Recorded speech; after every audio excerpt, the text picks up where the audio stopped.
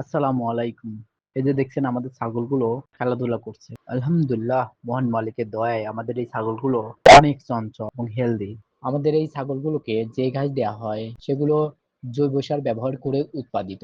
বাজার থেকে গম, ভুট্টা, তিল, খেসারি এগুলো কিনে এসে নিজেরাই মিক্সড করে আমাদের ছাগলকে খাওয়াই। এখানে 50% গম এবং ভুট্টা থাকে, 50% থাকে ডাল এবং তিল।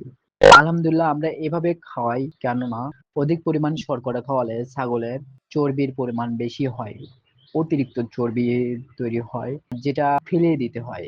যদি আমরা এই শর্করা এবং আমিষ এই দুটার একটা নির্দিষ্ট অনুপাত দেই, তাহলে অতিরিক্ত চর্বি হ্রাস করে, সামান্য চর্বিযুক্ত হয় এবং এই মাংসটা খেতে নরম ও সুস্বাদু হয় এবং অনেক পুষ্টিকর, এনার্জেটিক হয়। তাই আমরা এইভাবে দেই। আমরা আমাদের ছাগলগুলোকে ফার্মেসি থেকে কিনতে পাওয়া যায় এমন কোনো প্রকার ভিটামিন, ক্যালসিয়াম দেওয়া হয় না।